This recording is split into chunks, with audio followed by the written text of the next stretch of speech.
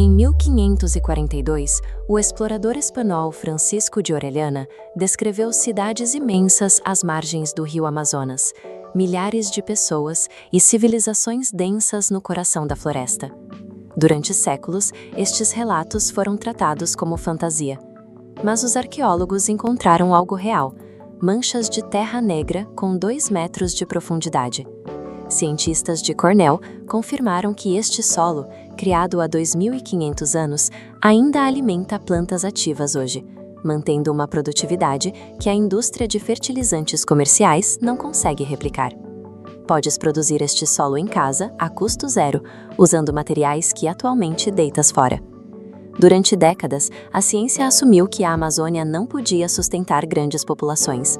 O solo tropical nativo é raso, pobre em minerais e perde nutrientes rapidamente devido às chuvas intensas, o que tornaria a agricultura de larga escala impossível. Este entendimento mudou quando o investigador Bruno Gleiser documentou que as manchas de terra preta coincidem exatamente com sítios arqueológicos. A presença constante de fragmentos de cerâmica e ossos provou que este solo foi fabricado intencionalmente por mãos humanas. O solo persiste como uma infraestrutura agrícola funcional milênios após a sua criação.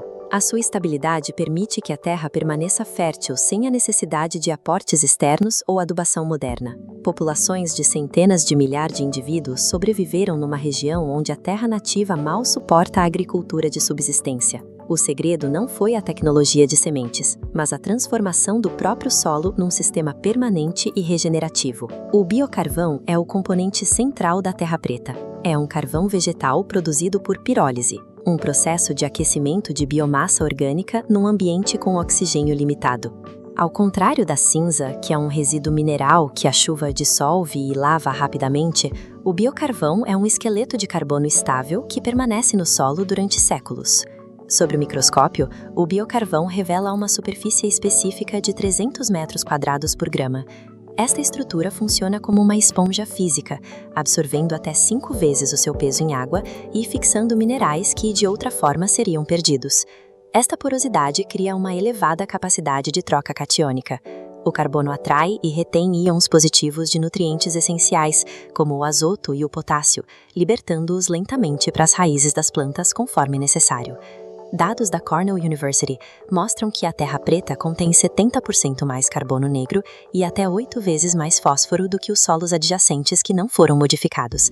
Testes da Oregon State University confirmam que a aplicação de biocarvão em solos contemporâneos aumenta a retenção de água em 18%, melhorando visivelmente a estrutura da terra. A incorporação de biocarvão altera permanentemente a arquitetura física do terreno. É um investimento na estrutura do solo que beneficia múltiplas gerações de cultivo. Portugal enfrenta uma crise de degradação severa. A Agência Portuguesa do Ambiente estima que mais de 30% do território continental está em risco elevado de erosão, com perdas constantes de matéria orgânica. No Alentejo e no Algarve, a predominância de solos calcários e argilosos dificulta a retenção hídrica. Isto obriga a regas frequentes e dispendiosas para manter as culturas vivas durante o verão. Quando chove, o solo degradado não consegue segurar os minerais. A água atravessa a terra e arrasta consigo os fertilizantes, deixando as plantas desnutridas e poluindo os lençóis freáticos. O biocarvão atua como um corretivo mecânico para estes problemas. Ele armazena a umidade no sul árido, melhora a drenagem nas argilas do norte e imobiliza os nutrientes no perfil superior do solo. Toda a matéria-prima necessária para reverter esta degradação, restos de poda, palha e caule secos, está disponível gratuitamente em qualquer quinta ou jardim português. O método da fossa, ou TLUD, é a forma mais simples e documentada de produzir biocarvão drumástico com alta qualidade. Ao acender a biomassa no topo da fossa, o fogo consome os gases que sobem, mas impede que o oxigênio chegue ao material no fundo. Isto carboniza a madeira sem permitir que ela se transforme em cinza.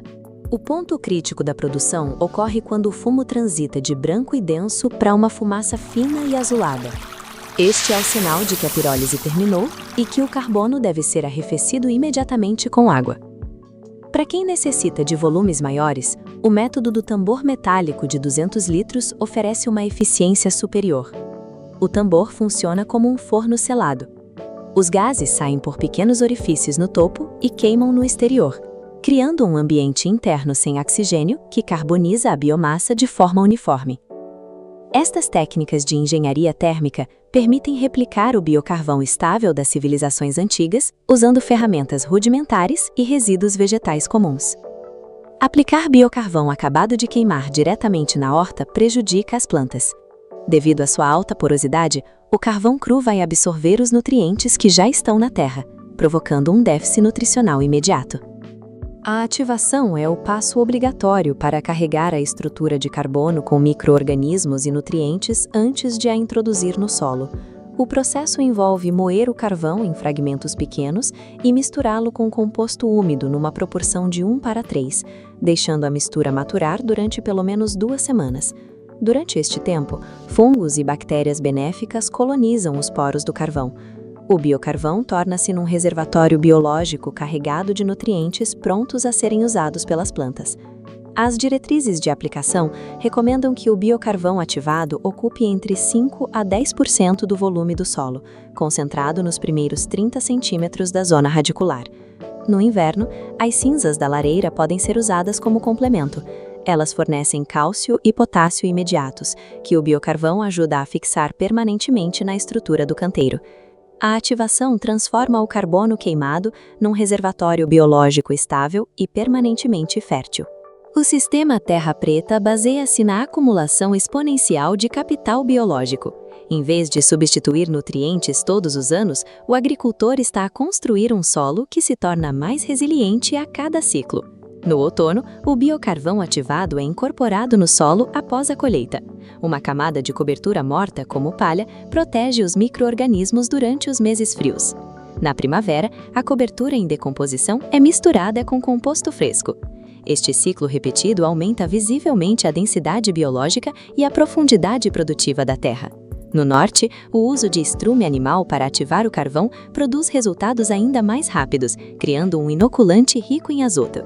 Culturas exigentes como o tomate e a berinjela, ou plantas perenes como os frutos vermelhos, mostram os ganhos mais elevados, devido à estabilidade da umidade e dos nutrientes na raiz. Com o tempo, a dependência de rega e fertilizantes diminui drasticamente, à medida que o solo se torna mecanicamente capaz de se sustentar. O biocarvão comercial custa até 1.500 euros por tonelada na Europa. Importá-lo é financeiramente proibitivo. Mas uma única queima doméstica produz 30 euros de produto equivalente. Com resíduos gratuitos, o agricultor constrói um ativo valioso na sua própria terra. A transição completa da horta pode ser feita em 5 anos, convertendo um canteiro de cada vez e reinvestindo a produção de biomassa em novo carbono negro. Experiências de longo prazo mostram que, ao 10º ano, o solo Terra Preta produz rendimentos que a agricultura convencional, baseada em químicos, não consegue igualar. Uma civilização que a ciência moderna ignorou durante séculos, construiu o solo mais fértil alguma vez documentado com resíduos, fogo controlado e tempo. A Cornell University e a Oregon State University Extension confirmaram cada mecanismo científico. O projeto português Coal Biochar demonstrou que a biomassa de acácia, a invasora mais abundante do país, é matéria-prima ideal para biocarvão de alta qualidade. Os teus resíduos de jardim são a tua fábrica de solo. Uma fossa, um tambor usado e os ramos da poda são um único investimento. Subscreve o Unearth the History. O próximo projeto multiplica plantas de fruta raras a partir de uma única compra para o resto da vida. A soberania alimentar baseia-se no domínio da ciência indígena.